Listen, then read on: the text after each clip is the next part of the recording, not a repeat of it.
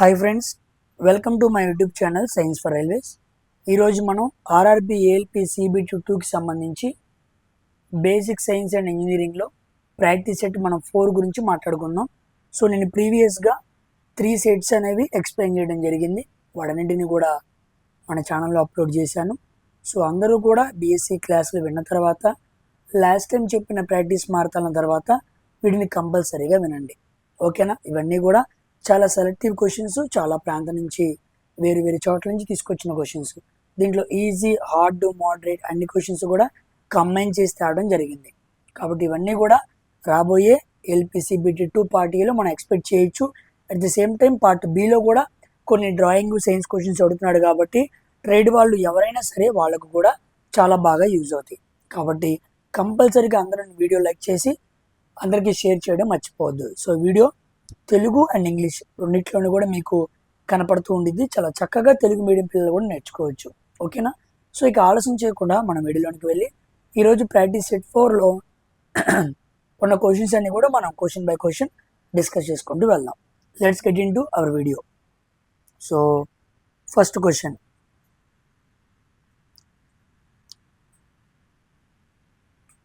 let g meter per second square be the acceleration due to gravity.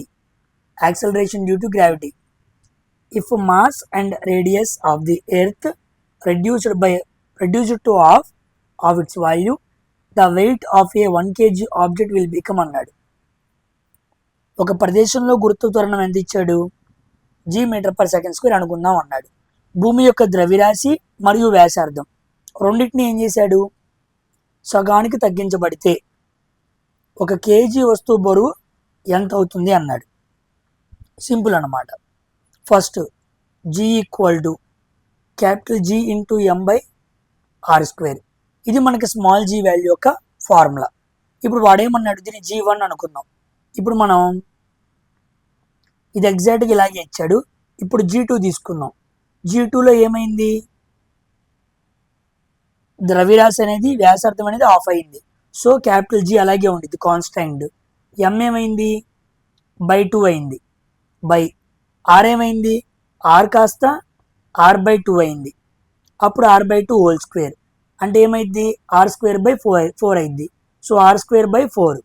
దీని పైకి తీసుకెళ్ళామనుకోండి, G2 equal to 4 into GM/r² into 2. 2 ఒకట్లు 2 2. అప్పుడు G2 equal to GM/r² into 2 అనమాట. So GM/r² ప్లేస్లో మనం ఏం పెట్టుకోవచ్చు? G1 పెట్టుకోవచ్చు. సో ఆ G1 తీసుకొచ్చి ఇక్కడ పెట్టండి. So G2 equal to G1 into 2 times అనమాట. అంటే 2 రెట్లు ఏమైంది? పెరిగింది. సో 2 అనేది ఆన్సర్, 2 రెట్లు. సో ఇది కాదు, ఇది కాదు, ఇది కాదు. సో ఫస్ట్ క్వశ్చన్కి third option is the correct answer అనమాట, ఓకేనా? వెరీ వెరీ ఇంపార్టెంట్ ఇది. సో స్మాల్ జీకి ఫార్ములా అనమాట GM/r². G అంటే గ్రావిటేషనల్ కాన్స్టెంట్, M అంటే చాలామంది కన్ఫ్యూజ్ అవుతూ ఉంటారు, మాస్ ఆఫ్ ది ఎర్త్, ఓకేనా? Not mass of the object. Small g అనేది దేని మీద ఆధారపడదు అంటాడు? మాస్ ఆఫ్ ది ఆబ్జెక్ట్ మీద ఆధారపడదు, గుర్తుపెట్టుకోండి. మాస్ ఆఫ్ ది ఎర్త్ మీద ఆధారపడింది. M ఉంది కాబట్టి మనం మాస్ ఆఫ్ ది ఆబ్జెక్ట్ అనుకునే అవకాశం ఉంది, కానీ కాదు. Mass of the earth is the answer అనమాట, ఓకేనమ్మా? Coming to second question. Choose the correct equation for inter convention of temperature scales. మనకి 4 టెంపరేచర్ స్కేల్స్ ఇచ్చాడు. వాటి కన్వెన్షన్ గురించి చెప్పండి అన్నాడు. మనకేం తెలుసు? సో మనకి C-0/100 equal to F-32/180 equal to K-273/100. ఈ 3 మనకు తెలుసు. ఇప్పుడు చెక్ చేద్దాం. ఫస్ట్ ఆప్షన్ చూద్దాం. C-0/100 ఉంది, F-32/180. ఎస్, మనం పట్టుకున్న ఫస్ట్ ఆప్షనే కరెక్ట్ ఆన్సర్ అనమాట. So first option is the correct answer for this question, ఓకేనా? F-32/180 కరెక్టే. K ప్లస్ ఉండకూడదు, K మైనస్ ఉండాలి. ఇక్కడ 180 ఉండకూడదు, 100 ఉండాలి. ఇక్కడ 180 ఉండాలి, అందుకే ఇది రాంగ్ అయిపోయింది. ఇక్కడ కింద 100 ఉండాలి, 273 ఉండకూడదు. దీన్ని సింపుల్గా గుర్తుపెట్టుకోవాలనుకోండి, C/5 F-32/9 R/4. ఆర్ అనేది కూడా రీనర్ స్కేల్ అనమాట, అది కూడా టెంపరేచర్ మెజర్ చేసే స్కేలే. నెక్స్ట్ K-273/5 ఇలా గుర్తుపెట్టుకోండి. ఇది సింపుల్గా సాల్వ్ చేయడానికి ఉపయోగపడింది. Celsius, Fahrenheit, Reaumur scale and Kelvin scale. ఎక్కువగా దీన్ని అడగలే. ఈ మూడింటిని ఈ ఫార్ములా గుర్తుంటే మీరు ఎటువంటి కన్వర్షన్ అయినా ఈజీగా చేయగలరు. ఓకేనా? Good question. Coming to third question. The specific latent heat of vaporization of mass m gas is 125 joule per gram. If it condenses at its boiling point 180 degrees Celsius, 1625 joules of heat is released. Then find the mass అన్నాడు. ఓకేనా? మనకేమిచ్చాడు? m ద్రవ్యరాశి గల ఒక వాయువు యొక్క నిర్దిష్ట బాష్పీభవన గుప్తోష్ణం, specific latent heat of vaporization అందించాడు 125 జౌల్ పర్ గ్రామ్ అనమాట. అంటే మనకి లేటెంట్ హీట్ ఇచ్చాడు. లేటెంట్ హీట్ ఫార్ములా తెలియాలంటే యూనిట్స్ని బట్టి చెబుతాం. జౌల్ పర్ గ్రామ్ అన్నాడు అంటే ఇదేమవ్వాలి? క్యూ హీట్ అవ్వాలి, ఇదేమో మాస్ అవ్వాలి. So latent heat L=Q/m. ఈ ఫార్ములా వెరీ వెరీ ఇంపార్టెంట్. ఓకేనా? Q/m గుర్తుపెట్టుకోండి. లేటెంట్ హీట్ ఫార్ములా అనమాట. గుప్తోష్ణం అంటారు, కనపడకుండా ఉండిద్ది. అది దాని బాష్పీభవన స్థానం 180 degrees Celsius దగ్గర ఘనీభవిస్తే కండెన్సెస్ అయితే 1625 జౌల్స్ ఉష్ణం విడుదలవుతుంది. అయితే ద్రవ్యరాశిని కనుక్కోండి అన్నాడు. ఇలాంటి క్వశ్చన్లో ముందు మనం గివెన్ డేటా రాసుకోవాలి. Q ఎంత? 1625 జౌల్స్. ఇదిగోండి ఉష్ణం అన్నాడు. నెక్స్ట్ టెంపరేచర్ ఇచ్చాడు. Temperature =180 degrees Celsius. Next L value ఇచ్చాడు. L=125 joule per gram inverse. So మనం ఏం కనుక్కోవాలి? మాస్ కనుక్కోవాలి. అంతేనా కదా? QTLM ఉంది. ఇప్పుడు మనం మాస్ కనుక్కోవాలి. మనకు తెలిసి మాస్ కనుక్కోవాలంటే సింపుల్గా మనం ఎలా సాల్వ్ చేయొచ్చు? ఇదిగోండి మాస్ ఈక్వల్ టు, ఇక్కడ చూడండి, మాస్ ఈక్వల్ టు, దీన్నే మార్చి రాస్తున్నాను. మాస్ ఈక్వల్ టు ఈ M వెళ్తే L కిందకి వచ్చింది, Q/L. Q వాల్యూ ఎంత ఇచ్చాడు? 1665 జౌల్స్ పర్. L వాల్యూ ఎంత? L వాల్యూ ఎంత వచ్చింది మనకి? ఇదిగోండి 125. అవునా కదా? 125. 5 2 5 5 25, 5 3 15, 5 2 10, 5 5 25, 5 5 25, 5 6 30, 5 5 25, 5 1 5 13. So M=13 grams. సో సింపుల్గా మనకి ఇదిగోండి C option is the correct answer అనమాట. చూసారా? ఇలా మనం సాల్వ్ చేయాలి. ఓకేనా? ఇప్పుడు యూనిట్ చూసుకున్నాం అనుకోండి. క్యూ అంటే ఏంటి? జౌలు. అవునా కాదా? ఎల్ అంటే ఏంటి? Joule per gram. ఇది క్యాన్సిల్ అయితే మనకి గ్రామే కదా వచ్చేది, అందుకే మనం గ్రామ్స్లో మెన్షన్ చేసాం. సో ఇచ్చిన యూనిట్స్ కూడా చాలా చాలా ఇంపార్టెంట్. కొన్నిసార్లు ఇక్కడ కేజీస్లో మెన్షన్ చేస్తూ ఉంటాడు. హడావుల్లో మనం చాలాసార్లు మిస్టేక్ చేసే అలవాటు, పొరపాటు ఉంది, గమనించండి. ఓకేనా? C option is the correct answer అనమాట. కమింగ్ టు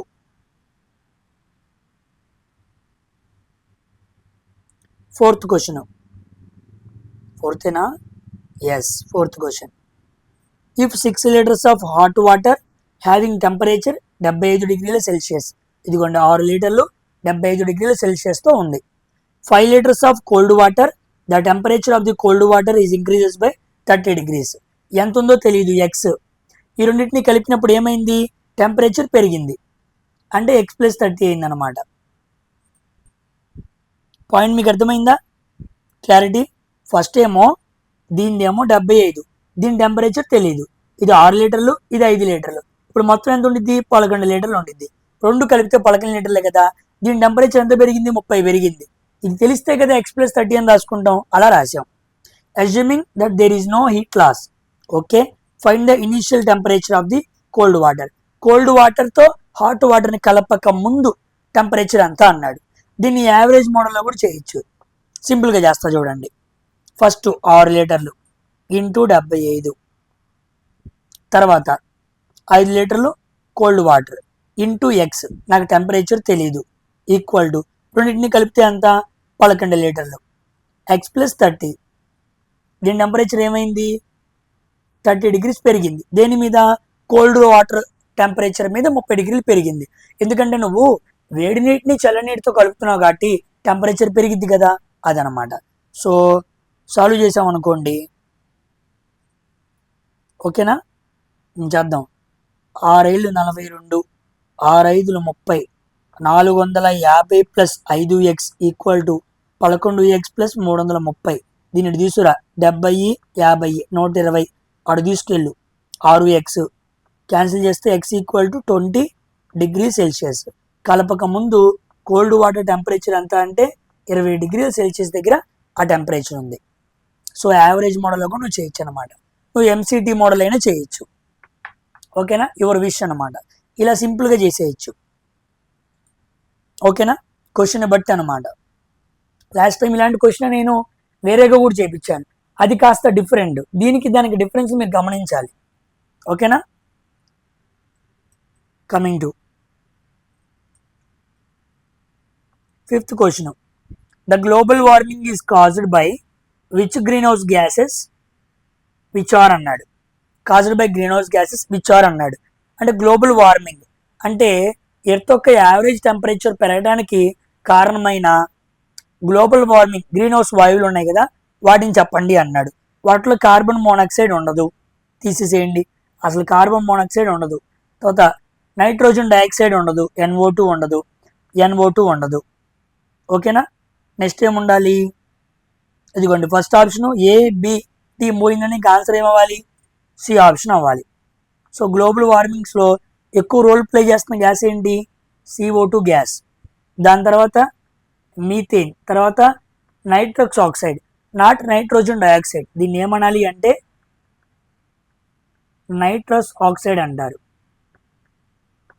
NO2 ఉందనుకోండి ఇలాగా, దాన్ని నైట్రోజన్ డైఆక్సైడ్ అనాలి. ఆ తర్వాత వాటర్ వేపర్, వాటర్ వేపర్ కూడా కొంతవరకు కారణమైంది, ఓకేనా. So this is the order. ఈ ఆర్డర్ గుర్తుపెట్టుకోండి, ఇంక్రీజింగ్ డిక్రీజింగ్ ఆర్డర్లో చెప్పచ్చు. ఇప్పుడైతే నామినల్గా అడిగాడు, but there is a chance to ask in increasing or decreasing manner. So coming to 6th question.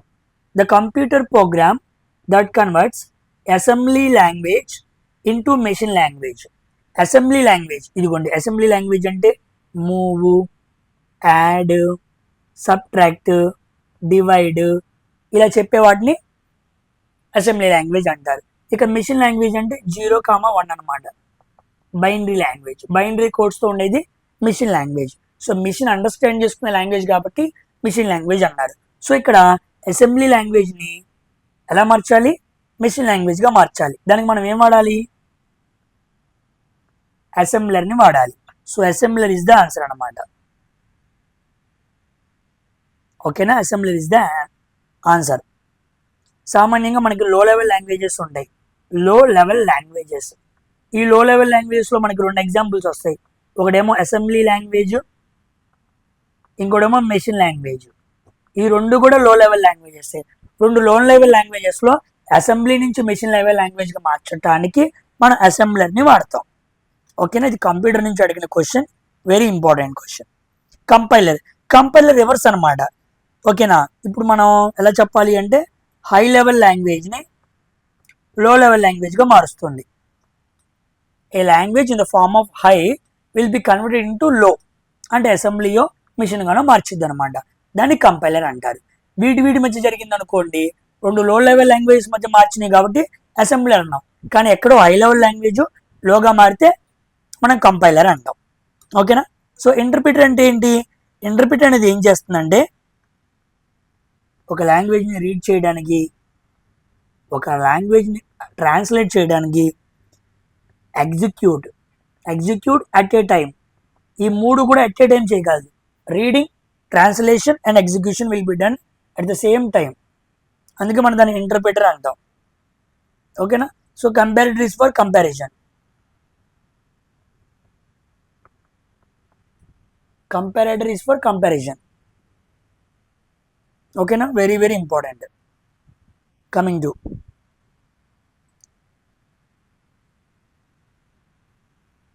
To 7th question.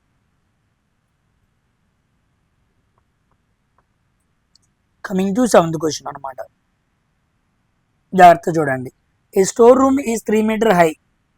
ఒక స్టోర్ రూమ్ గ్రౌండ్ నుంచి ఎంత దూరంలో ఉంది? 3 మీటర్ల ఎత్తులో ఉంది. A shelf A is 0.4 meters above the floor. Shelf A అనేది 0.4 మీటర్ల దూరంలో ఉంది నేల నుంచి. షెల్ఫ్ బి అనేది 0.8 మీటర్ల దూరంలో ఉంది నేల నుంచి. And shelf C, next C అనేది 2.5 మీటర్ల దూరంలో ఉంది. ఎక్కడికి? నేల నుంచి. సీలింగ్ ఏమో 3 మీటర్ల దూరంలో ఉంది. ఒక 3 రకాల షెల్ఫ్లు ఏ, బి, సి నేల నుంచి పలానా దూరంలో ఉన్నాయి. Okay. What is the work done in moving a 2 kg mass from shelf A to shelf C taking acceleration due to gravity 10 meter per second square. మనకి జీ వాల్యూ ఇచ్చాడు 10 మీటర్ పర్ సెకండ్ స్క్వేర్ ఇచ్చి, ఇప్పుడు shelf ఏ నుంచి shelf సికి వెళ్ళటానికి 2 kgల వస్తువు m equal to 2 kg. ఈ 2 kgల వస్తువుని షెల్ఫ్ ఏ అంటే ఇక్కడి నుంచి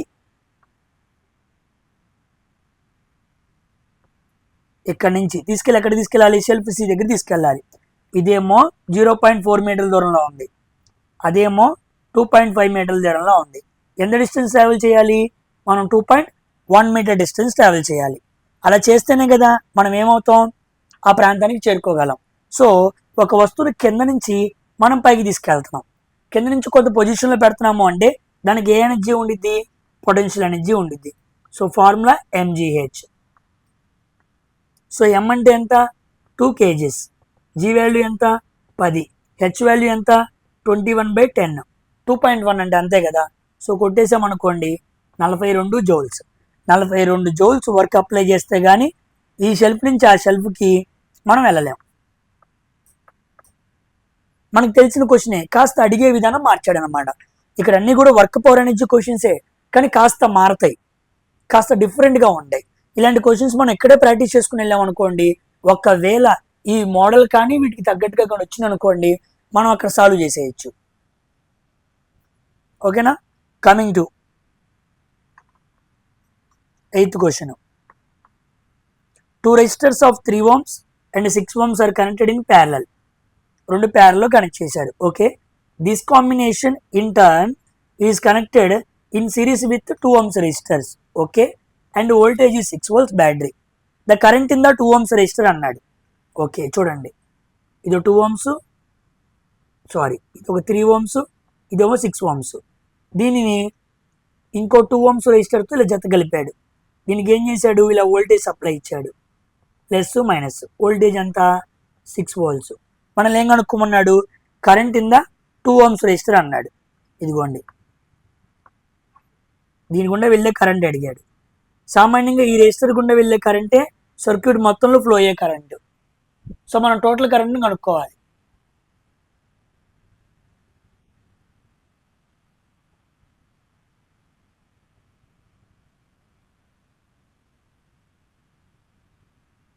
మనం టోటల్ కరెంట్ను ఫైండ్ అవుట్ చేయాలి, అవునా కదా? So total current I equal to V/R. V ఎంత? 6 volts. R ఎంత? R అంటే ముందు 2 రెసిస్టర్స్ ఎలా ఉన్నాయి? ప్యారల్లో ఉన్నాయి. సో ఇలా 3 ohms ఉంది, 6 ohms ఉంది. 3 ohms 6 ohms. దీన్ని సాల్వ్ చేసామనుకోండి, 3 × 6/3 + 6 9. R1 × R2/R1 + R2. So 3 1 3 3 3 2. So మొత్తం ఎంత వచ్చింది? 2 ohms. ఇంకోటేమో ప్యారల్గా సిరీస్లో ఉంది. 2 యాడ్ చేస్తే ఎంత? 4 ohms అనమాట. సో 4 ohms, 2 3 2 2 3/2 ఎంత వచ్చింది? 1.5 amp. సో మొత్తం సర్క్యూట్లో ఫ్లో అయ్యే కరెంట్ ఎంత? 1.5 amp. సర్క్యూట్లో ఫ్లో అయ్యే కరెంట్ అన్నా ఈ 2 ohms గుండా వెళ్ళే కరెంట్ అన్నా ఒకటే. బికాజ్ మనకి కరెంట్ ఇక్కడ కదా డివిజన్ అయ్యేది, కానీ వాడు అడిగింది 2 ohms గుండా వెళ్ళేది కదా, అందుకే మనం డివిజన్ చేసి చెప్పాల్సిన పని ఏమీ లేదు. ఓకేనమ్మా? మంచి question. Coming to 9th question. Efficiency of a irreversible lifting machine. Irreversible అంటే తిరిగి మార్చలేని లిఫ్టింగ్ యంత్రం యొక్క సామర్థ్యం ఎంత అన్నాడు. దీన్ని ఏమంటారంటే సెల్ఫ్ లాకింగ్ మిషన్స్ అంటారు.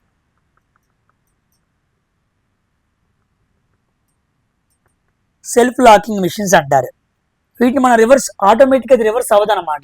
ఉదాహరణకి మన కారు పంచర్ పడింది, మన కారులో ఏముండిద్ది, జాకీ ఉండిద్ది.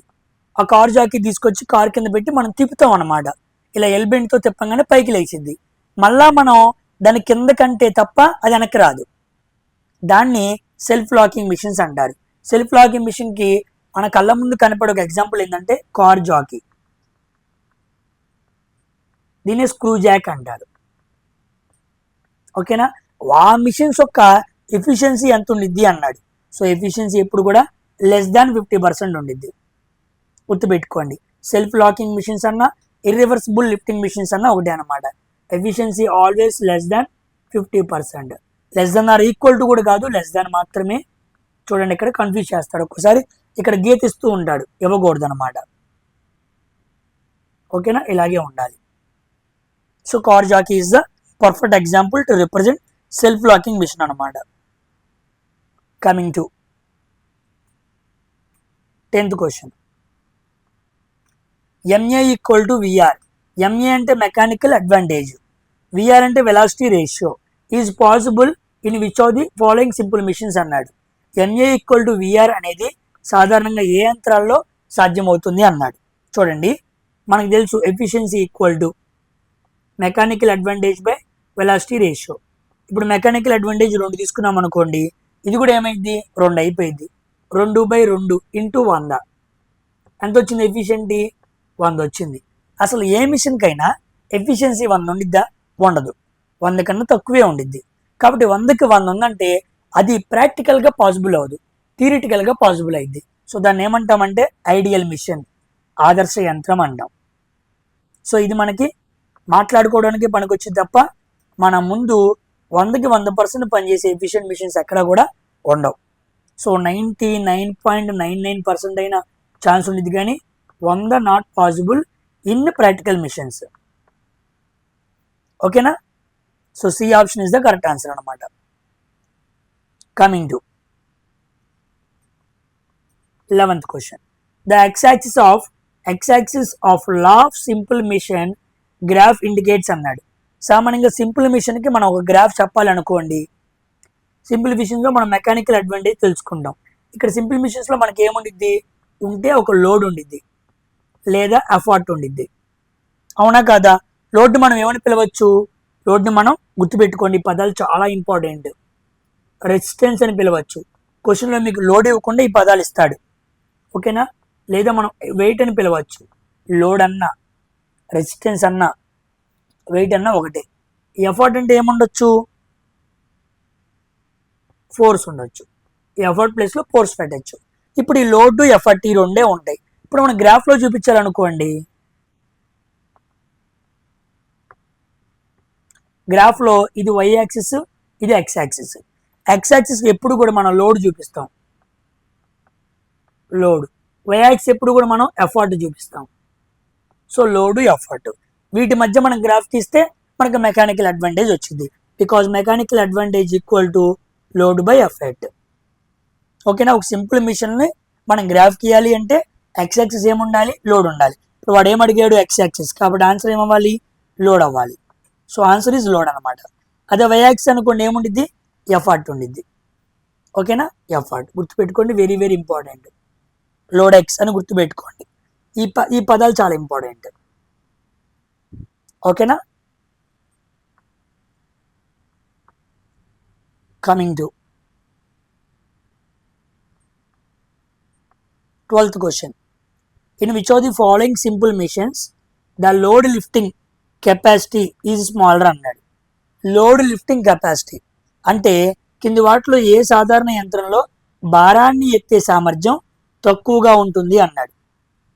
తక్కువగా దేంట్లో ఉంటుంది, వామ్ అండ్ వామ్ వీల్స్లో ఎక్కువగానే ఉంటుంది. వీల్ అండ్ యాక్సిల్లో అసలు లోడ్ ఎత్తడానికి దాన్ని మనం వాడాం. పుల్లీస్లో కూడా చాలా ఎక్కువగానే ఉండిద్ది, కానీ స్క్రూ అండ్ జాక్లో చాలా తక్కువ ఉండిద్ది. ఇందా చెప్పాం కదా, మనం కార్ జాకీ తెలుసు కదా, దానికి లోడ్ లిఫ్టింగ్ కెపాసిటీ చాలా తక్కువ. ఓకేనా. అది పెట్టుకొని మనం ఎక్కువ లిఫ్ట్లు ఎత్తగలమా, ఏదో వాడిచ్చిన కార్ని కొంత ఎత్తు వరకు ఎత్తగలం, అంతేకాని ఎక్కువ లోడ్ని లిఫ్ట్ చేసే కెపాసిటీ ఈ స్క్రూ జాకీ ఉండదు. కాబట్టి that is the answer. Screw jack cannot unable to weight very high load అనమాట. లోడ్ లిఫ్టింగ్ కెపాసిటీ చాలా తక్కువ, కాబట్టి C screw jack is the answer అనమాట. ఓకేనా, వెరీ వెరీ ఇంపార్టెంట్, గుర్తుపెట్టుకోండి. నెక్స్ట్ 13వ question, mechanical advantage is equal to అన్నాడు. మనం ఇందాకే మాట్లాడుకున్నాం, యాంత్రిక లాభం దేనికి సమానం? Mechanical advantage equal to load by effort. So load by effort, simple question, భారం బై ప్రయత్నం అన్నమాట. ఓకేనా, 13వ క్వశ్చన్ మెకానికల్ అడ్వాంటేజ్కి. సింపుల్ మిషన్స్లో క్వశ్చన్స్ ఎక్కువ వస్తున్నాయి. నెక్స్ట్ 14వ question, in simple machines wedge is referred as అన్నాడు.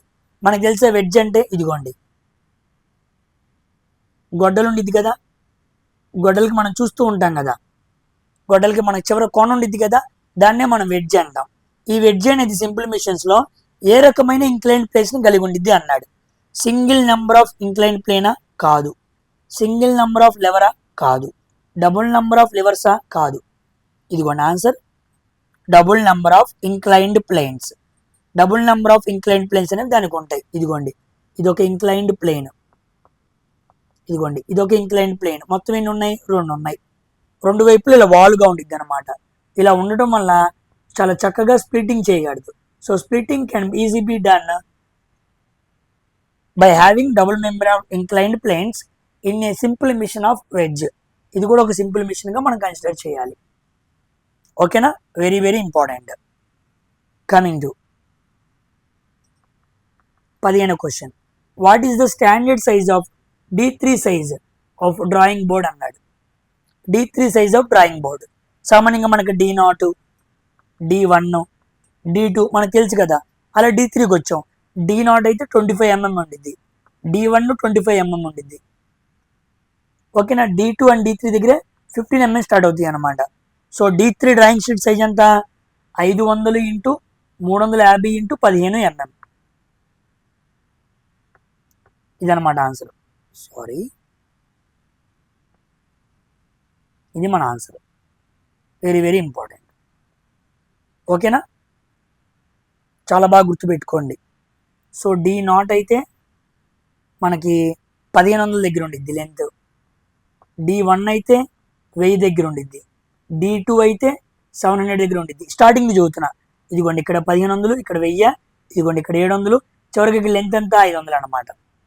ఓకేనా, కాబట్టి 700 కాదు, 1000 కాదు, 1500 కాదు. దీన్ని మనం ఏమనాలి అంటే D0 అనాలి. ఆప్షన్స్లో ఉందిగా చూడండి, 1500 ఇక్కడ 100 ఉండదు. ఓకేనా, ఇక్కడ మాత్రం 1500 ఉండిద్ది, గుర్తుపెట్టుకోండి. దాంట్లో సగం వచ్చిద్ది అనమాట ఇక్కడికి. ఓకేనా, 1500 × 1000 ఉండాలి. ఓకేనా, అప్పుడు D0 కన్సిడర్ చేయాలి. సో ఏమన్నాడు? D3 కదా, D3 అంటే 500 × 350 × 15 mm, గుర్తుపెట్టుకోండి. Very very important. Drawing board size అనమాట. Coming to 16th question, the specifications of T square. T square యొక్క స్పెసిఫికేషన్స్ ఏంటి అన్నాడు. T స్క్వేర్ని మనం స్పెసిఫై చేయాలి అంటే ముఖ్యంగా దేని మీద ఆధారపడి ఉండిద్ది? T స్క్వేర్ అనే ఇంజనీరింగ్ డ్రాయింగ్లో వాడే ఈ డ్రాయింగ్ ఇన్స్ట్రుమెంట్ అనేది ముఖ్యంగా దేని మీద ఆధారపడిద్ది అంటే విడ్త్ ఆఫ్ ది స్టాక్ కాదు. ఇదిగోండి, దీన్నే మనం T స్క్వేర్ అంటాం. ఇలా ఉండిద్ది అనమాట. ఓకేనా, విడ్త్ ఆఫ్ ది బ్లేడ్, ఈ చిన్నగా ఉన్నదాన్ని బ్లేడ్ అనాలి. ఓకేనా, ఈ పెద్దగా ఉన్నదాన్ని స్టాక్ అనాలి. So width of the blade కాదు, విడ్త్ ఆఫ్ ది స్టాక్ కాదు, లెంత్ ఆఫ్ ది బ్లేడ్ కూడా కాదు, లెంత్ ఆఫ్ ది స్టాక్. ఈ మొత్తం పొడవు ఉండి చూసారా, దాని మీద ఆధారపడి ఉండిద్ది T స్క్వేర్. సో T స్క్వేర్ని మనం స్పెసిఫికేషన్ అంటే ముందు దేని ఆధారంగా దాన్ని స్పెసిఫై చేయాలి అంటే లెంత్ ఆఫ్ ది స్టాక్ ఆధారంగా మనం చేయాలి. స్టాక్ అంటే ఇక్కడ పొడవుగా ఉండే లెంత్ అనమాట, బ్లేడ్ అంటే ఇలా తక్కువగా ఉండే లెంత్ అనమాట. ఈ రెండింటి మధ్య 90 degrees ఉండిద్ది. ఇది మనం ఆల్రెడీ మాట్లాడుకున్నాం. ఓకేనా, కమింగ్ టు ఇది కూడా మళ్ళీ T స్క్వేర్ గురించి మరో question. 17th question, T square drawing instruments is use to draw. T square ఉపయోగించుకొని మనం ఎటువంటి లైన్స్ని డ్రా చేయొచ్చు అన్నాడు. ప్యారల్ లైన్స్ మనం డ్రా చేయొచ్చా? చేయొచ్చు. హారిజాంటల్ లైన్స్ మనం డ్రా చేయొచ్చా? చేయొచ్చు. ఇంక్లైన్డ్ లైన్స్ మనం డ్రా చేయొచ్చా? చేయొచ్చు. మనం ఏం చేయొచ్చు? అన్నీ చేయొచ్చు. కాబట్టి ఆల్ ఆఫ్ ది అబోవ్ అనమాట. ఓకేనా? All of the above. చాలా మందికి ఇంక్లైన్డ్ లైన్స్ ఎలా డ్రా చేస్తాం అనుకుంటూ ఉండొచ్చు. ఇక్కడ టీ స్క్వేర్ అంటే ఒట్టి టీ స్క్వేర్ అని కాదు కన్సిడరేషను. ఆ టీ స్క్వేర్ మీద ఏదో ఒక సెట్ స్క్వేర్స్ని పెట్టుకొని మనం ఇంక్లైన్ లైన్స్ని కొంతవరకు డ్రా చేయొచ్చు కదా.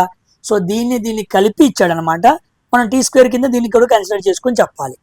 సామాన్యంగా టీ స్క్వేర్తో మనం వర్టికల్ లైన్స్ మాత్రమే గీలేం, గుర్తుపెట్టుకోండి. ఇంక్లైన్ లైన్స్ కూడా కొంతవరకు గీయచ్చు అనమాట. So parallel, inclined and horizontal ఈ మూడు గీయచ్చు. Fourth option all of the above is the answer అనమాట. వర్టికల్ లైన్స్ మనం గీయలేం. ఓకేనా? So coming to 18th question drawing నుంచి. The combination of soft and hard pencils is అన్నాడు. సాఫ్ట్ హార్డ్ పెన్సిల్స్ ఆ రెండింటిని కలిపిన పెన్సిల్ ఏది ఎగ్జాంపుల్ అన్నాడు. హెచ్ పెన్సిల్ అంటే హార్డ్ పెన్సిల్, ఎఫ్ పెన్సిల్ అంటే సాఫ్ట్ హార్డ్ కిందే వస్తుంది, హెచ్ఎఫ్ పెన్సిల్ కూడా సాఫ్ట్ హార్డ్ కిందే వస్తుంది. కానీ ఎగ్జాక్ట్గా సాఫ్ట్ హార్డ్ అంటే మనం ఏం చెప్పాలి? హెచ్బి చెప్పాలి. Because H for hard, B for soft, రెండు కంబైన్ చేసి మనం ఇదే చెప్పాలి. సాఫ్ట్ గ్రేడ్ పెన్సిల్ రెండింటిని కంబైన్ చేసినప్పుడు వచ్చేది హెచ్బి పెన్సిల్ అనమాట. దీన్ని మనం ఎక్కడ వాడతాం? రాయడానికి మనం హెచ్బి పెన్సిల్ వాడతాం. స్కెచింగ్ వాడతాం. టెక్నికల్ డ్రాయింగ్స్ గుర్తుపెట్టుకోండి, ఈ మూడు చాలా ఇంపార్టెంట్. టెక్నికల్ డ్రాయింగ్స్కి వాడతాం. రైటింగ్, స్కెచింగ్ అండ్ టెక్నికల్ డ్రాయింగ్స్కి మనం హెచ్బి పెన్సిల్ వాడతాం. That is soft grade combined pencil. ఓకేనా? Coming to 19th question. Which of the following is a soft pencil అన్నాడు. సాఫ్ట్ పెన్సిల్ అంటే హెచ్ ఉండదు. ఓకేనా? దాంట్లో 7B ఉంది, 6B ఉంది, 2B ఉంది. దీంట్లో సాఫ్ట్ పెన్సిల్ అనగానే మనం ఏం చెప్పాలి? తక్కువ వాల్యూ ఉన్నది చెప్పాలి. So 2B. So 2B is the answer అనమాట. ఓకేనా? So 2B is the soft grade pencil. సామాన్యంగా బి ఉంది కాబట్టి సాఫ్ట్ గ్రేడే, దాంట్లో తక్కువ చెప్పాలన్నమాట. ఓకేనా? Soft grade pencil. సామాన్యంగా సాఫ్ట్ గ్రేడ్ పెన్సిల్స్ అన్ని కూడా ఎలా పడతాయి? థిక్గా పడతాయి. హార్డ్ గ్రేడ్ పెన్సిల్స్ అన్ని కూడా ఎలా పడతాయి? థిన్గా పడతాయి. చాలా మంది కన్ఫ్యూజ్ అవుతూ ఉంటారు. సాఫ్ట్ కాబట్టి థిన్ అనుకుంటారు. కాదు, సాఫ్ట్ అయితే థిక్గా పడిద్ది, హార్డ్ అయితే థిన్గా పడిద్ది. ఓకేనా? వెరీ వెరీ ఇంపార్టెంట్ ఈ రెండు గుర్తుపెట్టుకోండి. Soft for thick, thick soft అని గుర్తుపెట్టుకోండి. అమ్మా. కమింగ్ టు ఇంకా ఉన్నాయి. 20వ question. In the below line the length of the long dash line అన్నాడు. మనం డాష్ లైన్ మాట్లాడుకుంటూ ఉంటాం. సామాన్యంగా చైన్ థిన్ లైన్స్ మాట్లాడుకుంటూ ఉంటాం. మనం చైన్ థిన్ లైన్స్ మాట్లాడుకుంటూ ఉంటాం. దీంట్లో పెద్ద గీత, చిన్న గీత, పెద్ద గీత, చిన్న గీత ఇస్తూ ఉంటాం కదా. డాష్ లైన్ అంటే ఇలా ఇలా ఇలా ఇలా ఇలా ఉండిద్ది. సో ఇక్కడ length of the long dash in a line అన్నాడు. ఈ చైన్ థిన్ లైన్లో ఈ పెద్ద డాష్ ఉంది చూసారా, దీని లెంత్ ఎంత అని అడిగాడు. గుర్తుపెట్టుకోండి, చాలా చాలా ఇంపార్టెంట్. 10 to 25 mm ఉండిద్ది. Very very important. Long dash 10 to 25. ఓకేనా? 10 to 25. మరి ఈ చిన్నది స్మాల్ డాష్. స్మాల్ డాష్ ఎంత ఉండిద్ది అంటే 2 mm ఉండిద్ది. ఇది 10 to 25 ఉండిద్ది, ఇది 2 mm ఉండిద్ది. మధ్యలో గ్యాప్ ఉంది చూసారా, గ్యాప్. ఈ గ్యాప్ ఎంత ఉండిద్ది? ఇది కూడా అడిగే అవకాశం ఉంది. 1 mm ఉండిద్ది. మనం చైన్ థిన్ లైన్స్ని డ్రా చేసినప్పుడు లాంగ్ డాష్ లైన్ సైజ్ ఎంత? 10 to 25 mm. చిన్నదంతా 2 mm. మధ్య గ్యాప్ ఎంత? 1 mm. ఈ మొత్తాన్ని ఏమనాలి? చైన్ థిన్ లైన్స్ అనాలి. ఓకేనా? చైన్ థిన్ లైన్స్ అనాలి. ఇవి ఎక్కడ వాడతామో కామెంట్ సెక్షన్లో మీరు రాయండి. నేను ఆల్రెడీ చాలాసార్లు చెప్పాను. చైన్ థిన్ లైన్స్ మనం ఎక్కడ వాడతామో ఇప్పుడు మాట్లాడుకున్న ప్రాక్టీస్ సెట్స్లోనే చాలా టైమ్స్ ఎక్స్ప్లెయిన్ చేశాను. గుర్తుపెట్టుకున్న వాళ్ళు మనకి రివిజన్ లాగా ఉండిద్ది. ఓకేనా? సో కామెంట్ సెక్షన్లో రాయండి. ఇవన్నీ విన్నాం, ఇవన్నీ విడిచిపెట్టా ఉన్నట్టుగా ఉన్నమాకండి అమ్మ, ఎగ్జామ్ ఇంకా చాలా టైం ఉంది. ఇవన్నీ విని మనసులో బాగా గుర్తుపెట్టుకుంటూ వచ్చిన క్వశ్చన్స్, దానికి యాడ్ అవుతున్న క్వశ్చన్స్ కంబైన్ చేసుకుంటూ ప్రాక్టీస్ చేసుకుంటూ వెళ్ళాలి. వచ్చు కదా అనే ఒక నెగ్లిజెన్సీతో నువ్వు కూర్చుంటే నువ్వు చాలా మిస్ అవుతావు. ఓకేనా? ఇంకా చాలా క్వశ్చన్స్ వస్తాయి. జస్ట్ ఇస్ బిగినింగ్ అనమాట. ఇంకా వస్తూనే ఉంటాయి క్వశ్చన్స్ అన్ని కూడా. నువ్వు ప్రాక్టీస్ చేస్తూనే ఉండిద్దు. నీ ఓపిక అది. 21st question, what is the background colour of mandatory signs? Mandatory సైన్స్కి మనం ఏ కలర్ వాడాలి? బ్లూ కలర్ వాడాలి. సో మ్యాండేటరీగా చేయాల్సిన పనులన్నీ కూడా మనం బ్లూ కలర్లో చూపిస్తూ ఉంటాం. ఓకేనా? గ్రీన్ అయితే ఏంటి? మనం సేఫ్ అండ్ సెక్యూర్ అన్నమాట. ఓకేనా? Very very important. Blue is mandatory, గుర్తుపెట్టుకోండి. కమింగ్ టు అయిపోయినాయి. సో ఓవరాల్గా 21 క్వశ్చన్స్ మనం ఈ ప్రాక్టీస్ సెట్ 4లో మాట్లాడుకున్నాం. సో ఈ క్వశ్చన్స్ అన్ని కూడా చాలా వరకు ఈజీగానే ఉన్నాయి. డ్రాయింగ్, సింపుల్ మిషన్స్, ఇంకా ఇటు వచ్చినాయి work power energy, computer, environment అన్నీ కవర్ అయినాయి. సో గుడ్ సెషన్ అనమాట ఇది. సో ఇది ప్రాక్టీస్ సెట్ 4 అనమాట. నెక్స్ట్ మనం ప్రాక్టీస్ సెట్లో 5లో మరికొన్ని క్వశ్చన్స్ని ఇంకా హై లెవెల్లో మాట్లాడుకుంటూ వెళ్తూ ఉందాం. ఒక సెట్లో ఎక్కువగా హార్డ్ ఉండిద్ది, ఒక సెట్లో తక్కువ హార్డ్ ఉండిద్ది, మోడరేట్ ఉండిద్ది. ఇవన్నీ కూడా ప్యారల్గా పెట్టుకుంటూ వెళ్దాం. వచ్చు అనే గర్వాన్ని పక్కన పెట్టి ఏది రాదు అనే తగ్గింపుతో నేర్చుకుంటూ వెళ్దాం. కంపల్సరీగా సబ్జెక్ట్ మనం నేర్చుకోగలం. సో అందరూ కూడా వీడియోని లైక్ చేసి, తెలుగు అండ్ ఇంగ్లీష్ మీడియం పిల్లలు ఇద్దరికి కూడా కంబైన్డ్గా మనం మాట్లాడుతున్నాం కాబట్టి అందరికీ షేర్ చేయండి. ఓకేనా? మన నెక్స్ట్ వీడియోలో కలుద్దాం. Until then, thank you very much for watching Science for Always. Bye.